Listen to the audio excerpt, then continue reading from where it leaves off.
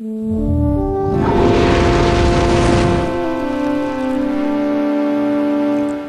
don't know how much you've ever looked at old first edition Advanced Dungeons & Dragons rulebooks, but they're all kinds of amazing. This is back in the Wild West of designing the game.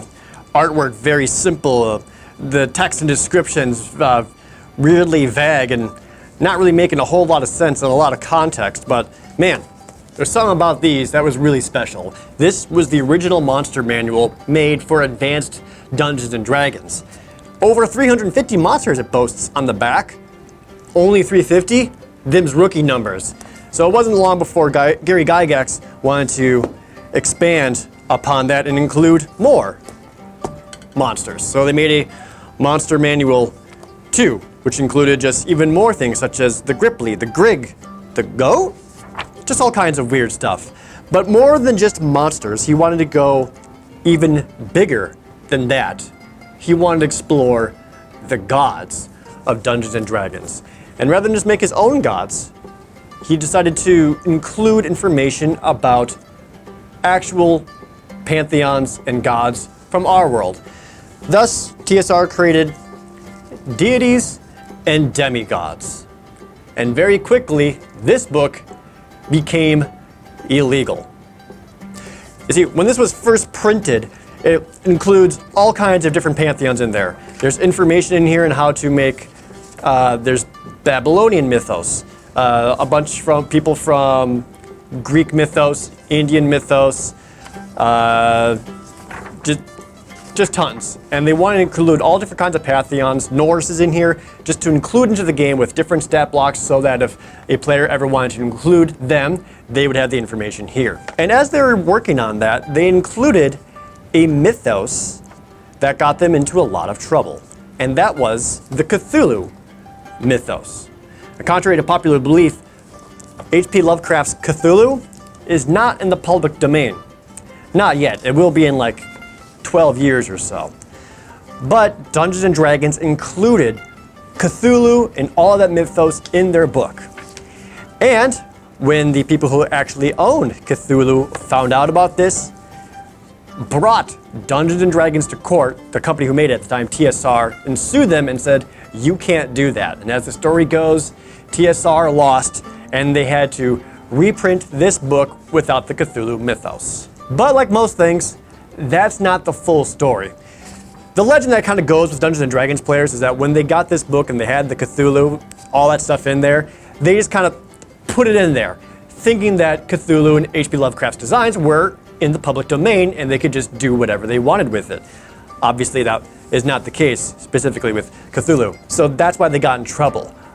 But in actuality, TSR had permission to include Cthulhu and all Call of Cthulhu things in their books. They actually asked for permission, and they got the permission back from the owners of the time. I believe their name was Arkham House. They had the permission, and they still had those letters. But at the same time, while they're making this book, a different company was trying to make their own game system using Call of Cthulhu.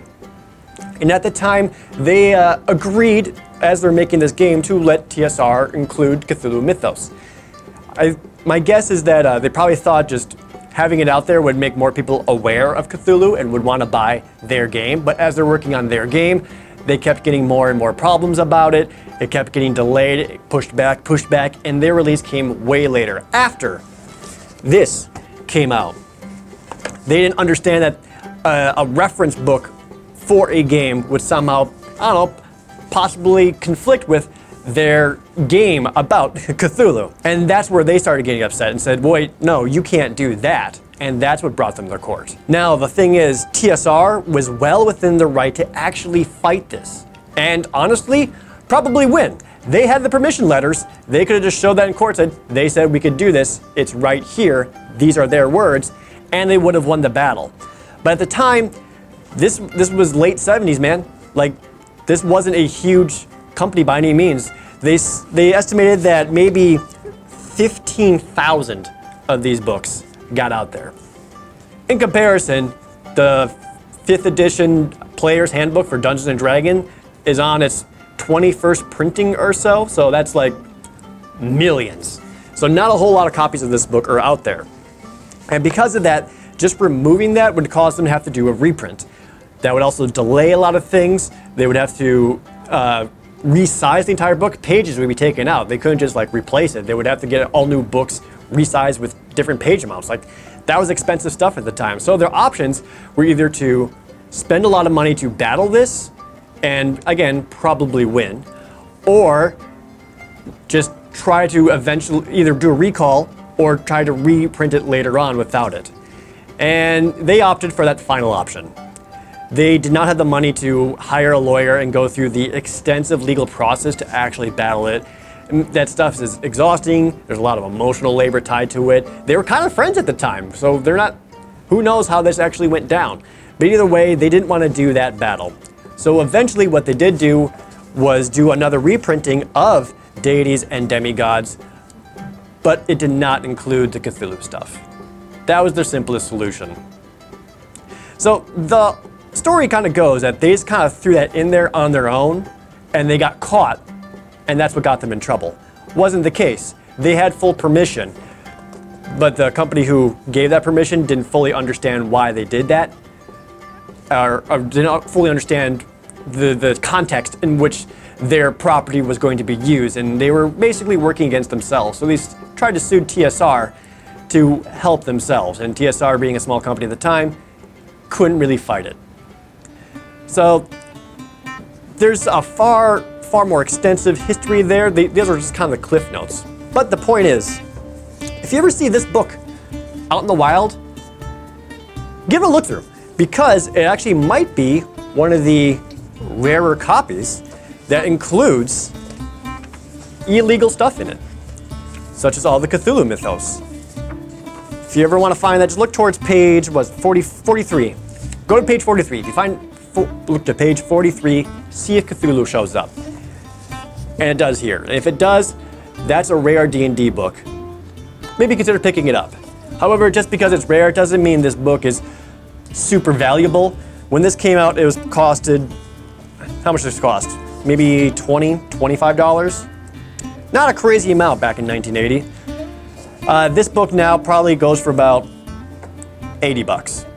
So, not a whole lot. But either way, if you see it out there, look to page 43, and if you see Cthulhu, you got yourself a rare book, consider picking it up. That's all, just an interesting piece of the history of Dungeons & Dragons, and hopefully just a little bit more clarity, and that TSR did not always try to act unlawfully. In fact, I would say they were lawful neutral.